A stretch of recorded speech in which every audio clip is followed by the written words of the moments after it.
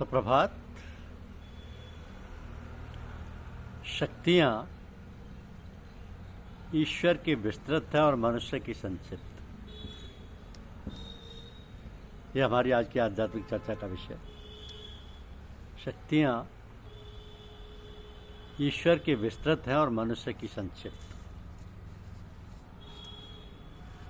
कहा है कि राम जपो भूल मत जाओ, जब बोलो तब गोता खाओ। बात है कि हमारे दिल में सदा कोई ना कोई ख्याल रहता है, तो फिर हम क्यों ना ऐसा अभ्यास करें कि सिवाय ईश्वर की याद के और कोई ख्याल ही ना आवे। क्योंकि करत करत अभ्यास के जड़ मत होत सुजान, रसरी आवत जाते सिल पर परत निशान। ये अभ्यास करने से हम जो भी काम करें उसमें सफलता प्राप्त कर सकते हैं। शर्त है काम करने की। काम ही ना करोगे तो फिर सफलता का सवाल ही क्या। हम लोग अपने दैनिक जीवन में देखते हैं कि बच्चा किस प्रकार धीरे धीरे अभ्यास करते करते खुद चलने फिरने और दौड़ने लगता है।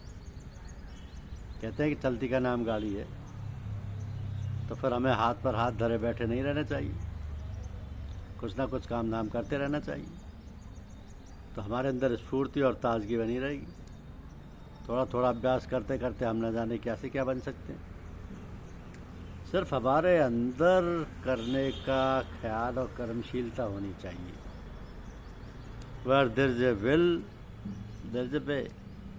इच्छा करने से हमें रास्ता भी मिल जाता है। जब इच्छा ही नहीं होगी तो फिर काम करने की बात ही क्या कहेंगे। आप ज़रा सोचें और समझें कि हर वक्त कोई ना कोई ख्याल करते रहते हैं। तो क्यों ना हम अभ्यास करें कि हम ईश्वर का ही ध्यान करें। अभ्यास से सब कुछ हो सकता है। कहते हैं कि God made man in his own image. मतलब यह है कि ईश्वर ने मनुष्य को अपने सदृश से पैदा किया है।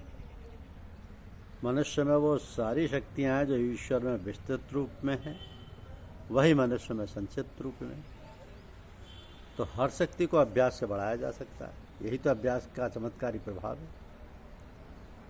तो जब तक हम किसी बात को सोचते नहीं, उस पर ध्यान नहीं देते, तब तक हम उसे कैसे प्राप्त कर सकते हैं। जीवन जीने की कला तो यही है कि जो कुछ हम जाने समझें उस पर अमल करें, उसे अपने व्यवहार में लाएं, तभी तो हम उससे फ़ायदा उठा सकते हैं।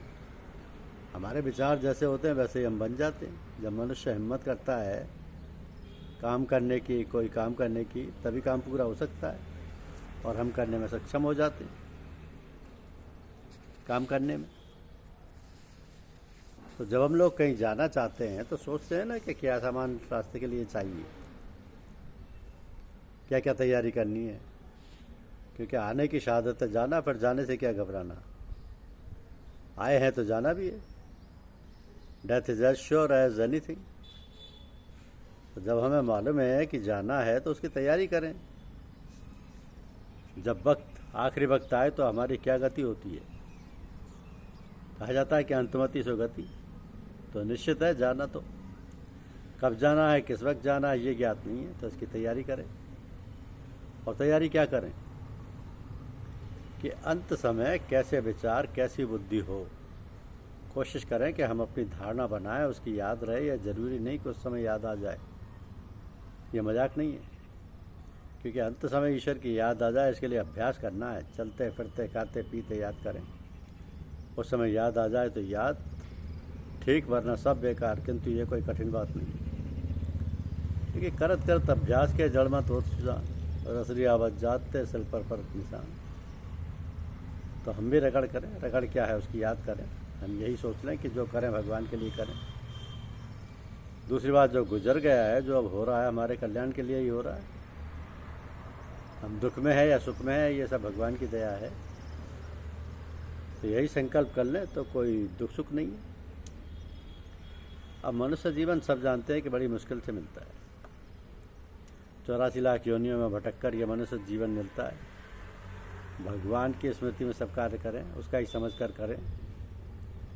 उसका ही समझ कर करते हैं तो काम सही बात अच्छी तरीके से होगा। संकल्प करें कि भगवान जो कर रहा है अच्छा कर रहा है। जैसे कोई पिता नहीं चाहता कि उसकी संतान दुखी रहे, फिर वो तो परम पिता है, क्यों चाहेगा। मगर एक बड़ी कठिन बात यह है, कठिन नहीं तो मुश्किल है कि जब हम सोचते हैं कि ये काम मैंने किया तो उसका भोग तो हमें भुगतना ही पड़ेगा। मनुष्य के 3 प्रकार के कर्म होते हैं, संचित, प्रारब्ध और क्रियमान। तो प्रारब्ध वे कर्म हैं जिनका भोग हम भुगत रहे हैं,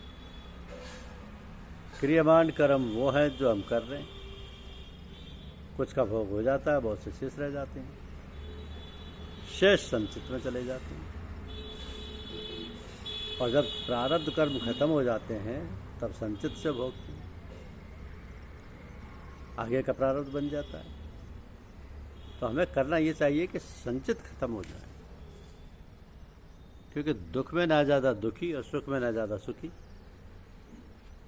तो हमें ऐसी धारणा बनानी चाहिए कि तो भगवान की दया कृपा है, भगवान जो कुछ कर रहे हैं हमारे कल्याण के लिए है। विपत्ति नहीं रघुपत की दाया, करम भुगाए छुड़ावै माया। निष्कर्ष ये है कि हम ऐसी धारणा बनाएं जो कि सुख दुख व कैसी भी परिस्थिति हो भगवान की ओर से हमारे कल्याण के लिए है।